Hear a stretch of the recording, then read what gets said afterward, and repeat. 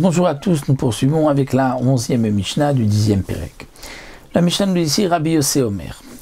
Si dans la Mishnah précédente nous avons vu le din des légumes choulin qui ont été mis en conserve dans de l'eau salée ou dans du vinaigre avec des légumes de terouma, et nous avons vu que dans certains cas, si les légumes de terouma ne sont pas harif, ce n'est pas quelque chose de particulièrement fort, de acide comme l'ail, l'oignon, à ce moment-là, le mélange n'est pas interdit. Mais Rabbi Yossé vient nous dire, c'est-à-dire n'est pas interdit à un Israël, puisque normalement, lorsque dans un aliment choulin, il y a de la terouma qui a été absorbée, ce sera interdit à un Israël. Rabbi Yossé nous dit Kol hanishlakim imatradim asurim. Tout ce qui a été cuit, et nishlak, c'est-à-dire qui a été cuit pendant longtemps, bien cuit, avec teradine. C'est quoi teradine? Teradine, on traduit généralement par la betterave ou les blettes, c'est-à-dire les feuilles de betterave. Donc tout ce qui est cuit avec les teradim, asurim, seront interdits, parce qu'ils vont donner du goût. Alors le Barthénoura nous explique qu'en vérité Rabbi Yossé n'est pas d'accord avec le Tana précédent de la Mishnah Yud et pense qu'en vérité tous les légumes, même lorsqu'ils sont bouillis, ne vont pas être interdits. D'après le Tana de la Mishnah précédente, on a vu seulement lorsqu'ils sont mis en conserve dans de l'eau salée ou dans du vinaigre. Mais lorsqu'ils sont cuits, bouillis ensemble, la terouma va pénétrer dans le choulin et donc va interdire le choulin à un Israël. Il ne pourrait être consommé que par un Kohen. Rabbi Yossé dit non. Même des légumes qui sont cuits ensemble ne vont pas absorber la terouma, sauf si on a du teradine, donc ces feuilles de blette, donc cette betterave. Si c'est des teradines de terouma ou de kilea kerem, à ce moment-là, lorsqu'on va les faire bouillir, eh bien, ça va pénétrer et ça va donc interdire le choulin. Et si c'est terouma, ça ne pourrait être mangé que par un Kohen. Rabbi Shimon Omer, krouv shel shikia.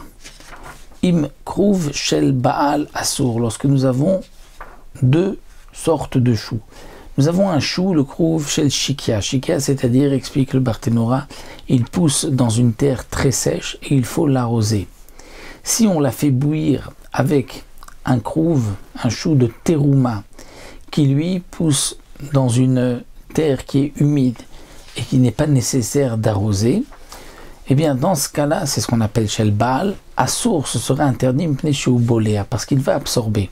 C'est-à-dire que celui qui a poussé dans une terre sèche qu'on a toujours besoin d'arroser, lui, étant donné qu'il est sec, il recherche toujours de l'humidité, donc il va absorber donc du krouv, c'est-à-dire du chou de terouma, et donc on ne pourra manger ce chou que par un Kohen et non pas par un Israël.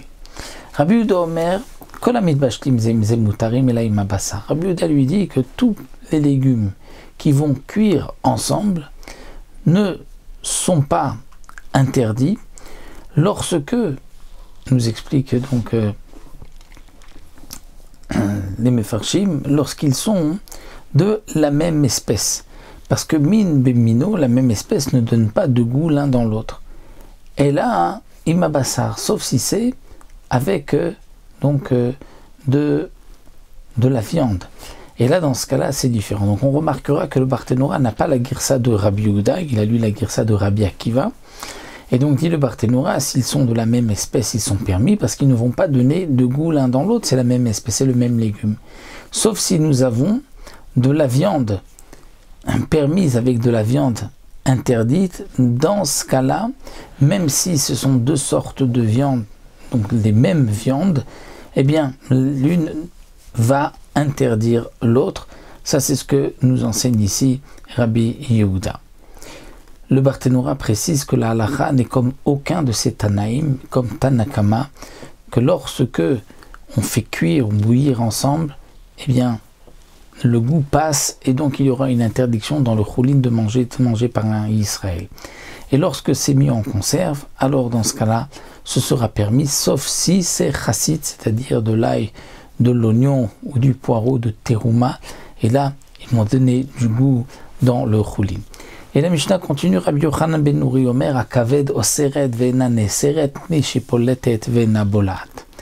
Le foie va interdire, mais lui ne peut pas être interdit parce qu'il rejette, mais il n'absorbe pas. Le Barthénoura nous explique que Rabbi Yochanan ben Nouri ici nous parle du foie d'une bête qui est tréfa. Donc le foie lui-même est interdit. Il a été cuit avec quelque chose de permis. Eh bien le foie va interdire tout ce qui a cuit à côté. Pourquoi? Parce qu'il va rejeter et donc ce qui est à côté va absorber, va être interdit. Mais le foie, si lui c'est du foie d'une bête cachère qui a cuit avec quelque chose d'interdit, eh bien ce foie cachère restera cachère parce qu'il ne va rien absorber de l'extérieur étant donné qu'il est occupé tout le temps à rejeter le sang qui se trouve dans le foie. Donc puisqu'il est occupé à rejeter, il ne peut pas absorber. Le Barthénoura nous dit que la halakha est que le foie qui a été cuit, même si le foie est permis, il sera interdit de le consommer. Et il va interdire aussi toute chose qui aura été cuite avec le foie. Pourquoi? Parce que le foie lui-même, il rejette du sang et il le réabsorbe ensuite. Donc ce foie-là, même s'il est moutard, il a été cuit tout seul, il va être aussi interdit parce que après avoir rejeté, il va encore une fois absorber. Le seul moyen donc de cachériser le foie, c'est de le faire griller. Et à ce moment-là, le sang va couler, va sortir. Et on pourra donc de cette manière le cachériser. Donc voici pour cette 11e Mishnah. Et il nous restera une dernière Mishnah pour finir le Pérek B'Siata d'Ishmaël.